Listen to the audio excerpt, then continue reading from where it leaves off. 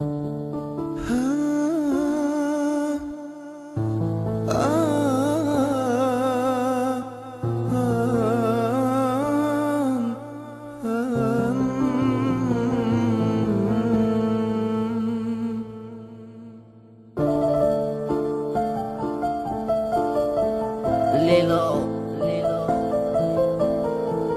koymayacağım, yüreğe etsin isyan. Koymayacağım, etsin yüreği isyan. Ağlayacağım, yok yüreğe derman.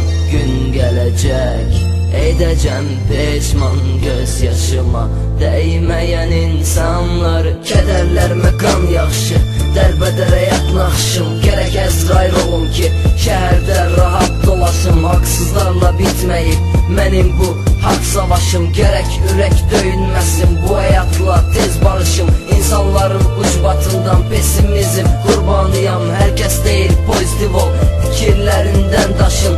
Gümrah ol, kefini çek, az değil ki senin yaşın. Ben ne dertte, siz ne dertte, ürək hayatla vidalaşır. Koymayacağım, etsin ürək isyan. Ağlayacağım, yok yüreğe derman. Gün gelecek, edeceğim peşman. Gözyaşıma değmeyen insanları koymayacağım.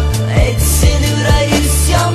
Ağlayacağım, yok yüreğe derman. Gün gelecek, edeceğim peşman. Gözyaşıma değmeyen insanları. Adaleti öldürdüler, haklarımız taptalandı. Düşmenleri güldürdüler, ürək elə buna yandı. Milletimin 50% paxıllığı fəxir sandı. Onu bunu ləkələmək elə özümüzə qaldı. Vicdan anı, insaf anı, qan damarda laxtalandı. Hörmətə pula satıldı, çoxları saxtalandı. Cinayətlər çoxalıb, herkes ürək qatilidir. Sevgi geldi, gedər oldu, işlənirdi və atıldı. Doymayacaq